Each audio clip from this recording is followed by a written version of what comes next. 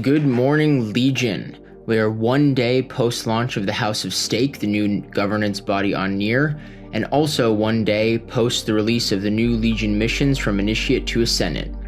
Illia and Lane did a live stream yesterday discussing the future of AI governance and much more, and fresh off the press from that live stream, we have another blog from Illia on his exact thoughts on the future of governance on Near.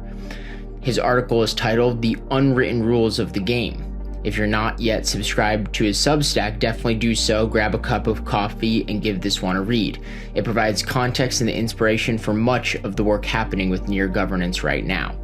Beyond that update, there are two notable AI stories that we should cover. The first one was published yesterday by the Wall Street Journal titled Why AI Will Widen the Gap Between Superstars and Everybody Else. Its basic thesis: those who adopt AI earlier, explore features faster, and build personal workflows will outperform others who wait for rules.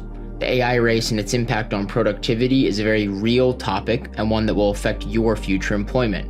For Near, the Legion is ground zero for superstars to emerge from the Near AI stack as it goes live and benefit exponentially from being early adopters of user-owned AI before everyone else even knows what's coming. Our second and last story for the day has to do with training LLMs on taking calculated bets.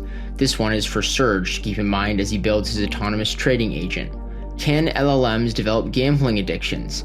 These authors from South Korea say yes. As the paper writes, these findings suggest LLMs can internalize human-like cognitive biases and decision-making mechanisms beyond simply mimicking training data patterns, emphasizing the importance of AI safety design in financial applications.